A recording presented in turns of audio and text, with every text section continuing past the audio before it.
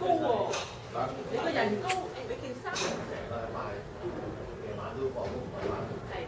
都係同呢個。因為有而家幫邊一個公司入邊，跟住三就係人力資源嘅嗰邊，然後跟住四我以為幫邊歐盟唔係啊，我哋仲有冇幫邊？都有話，仲有一個應該做一個先至。唔係合作。朋友、傳媒界嘅朋友，各位奇輝會親愛嘅同事，嗰一日㗎啦。咁我哋咧嗰日咧將會更加輕鬆啊！奇輝會，因為咧6月8號咧，我哋奇輝會咧就啱啱嗰個禮拜1至禮拜3咧，我哋咧就有咧係加拿大嗰個優質鑑證咧就嚟同我哋鑑證。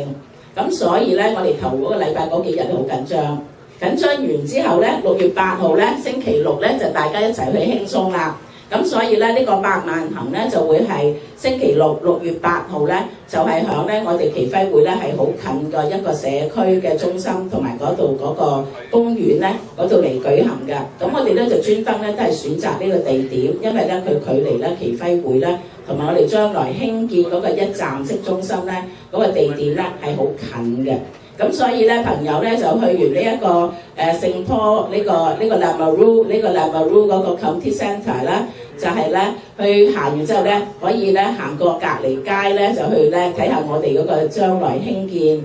我哋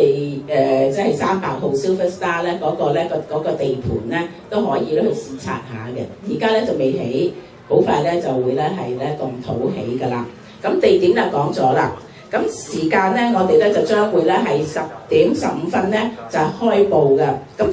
所以咧，我哋大概咧係9點半咧至10點15分咧就係嚟登記。咁所以咧，大家咧係可以咧係帶同你嘅朋友，如果咧佢哋未臨時登記到咧，就可以帶你佢嘅朋友啊、家人啊。可以咧就係咧由9點半咧去到咧呢個10點15分咧，就去到咧呢個Lamoureux 嗰個 Community Centre， 即係咧係響咧係Kennedy 同埋咧係 Macnico 咧嗰個交界嗰個社區中心咧嗰度咧就係嚟登記嘅。咁登記咗之後咧，我哋咧就係大概咧就行一個鐘頭到啦，路程咧就好短嘅啫，係2公里。咁所以咧慢慢行咧。我哋唱下歌仔啊，一路行一路傾偈咧，都非常之輕鬆㗎。咁啊2公里，咁行完之後咧，我哋同時間咧就係喺個中心入邊咧，係會咧係舉行咧係好多種唔同嘅活動㗎。咁入邊咧會有排舞啦，排舞嘅示範同埋俾大家參與啦。咁奇輝會咧，因為我哋做好多咧係以健康推廣係為我哋嘅宗旨咧，咁所以咧係唔少得咧，一定咧我哋咧喺嗰日咧安排咗不同嘅健康講座嘅，因為咧我哋就話咧將知識同埋行動咧係2樣夾埋一齊咧，就係行完之後我哋要聽下咧健康講座，聽完之後咧又將嗰啲嘅知識咧係使用喺我哋嘅生活嗰個平時生活嗰個模式入邊㗎。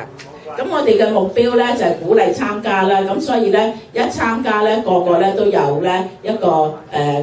紀念品，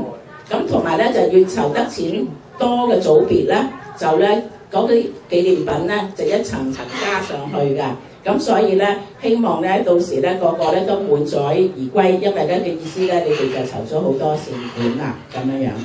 咁咧就喺呢度咧，我哋就講咧就係個目標咧，參與嘅人數咧，我哋希望咧今年咧就會咧係因為我哋嘅大家同事咧就鼓起咧佢哋嗰個熱誠咧支持奇輝會，所以咧參加嘅人數咧比去年咧將會多咗係50%嘅，舊年咧就200幾人，今年咧我哋預計咧有300幾人咧係參加嘅。咁個目標咧，我哋咧都希望嗰個善款咧係能夠咧係帶到咧係去4萬蚊。咁希望咧就藉以一個8萬行咧，我哋可以籌到咧係4萬蚊嘅。咁而最終咧，今日咧就或者同傳媒嘅朋友咧介紹下點解咧我哋坐咗咁多奇輝會嘅同事喺度咧咁。咁咧因為我哋奇輝會咧，我哋寫咗啦，就係話呢個係奇輝活力8萬行。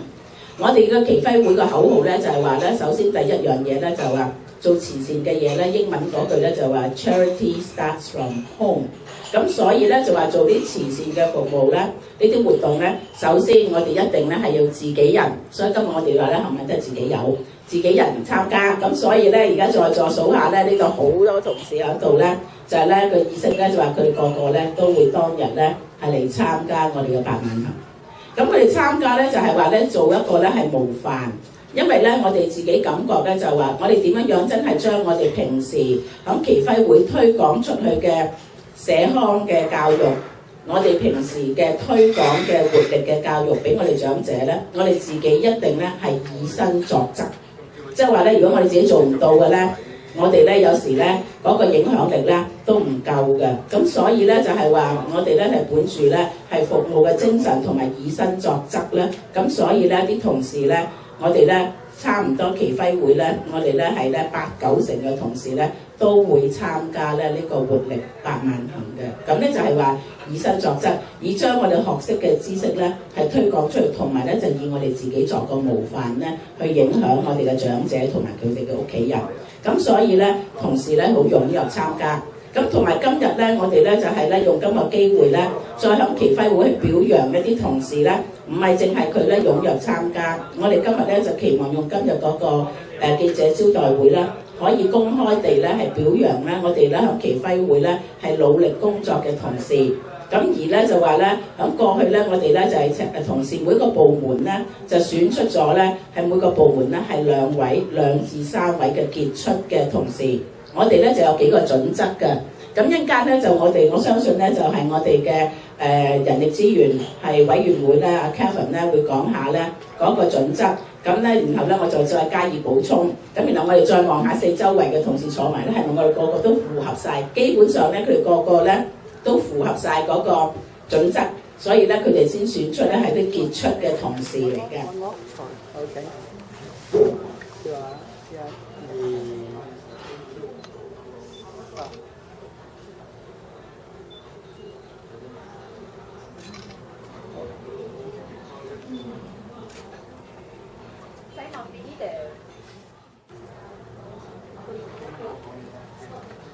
唔該晒。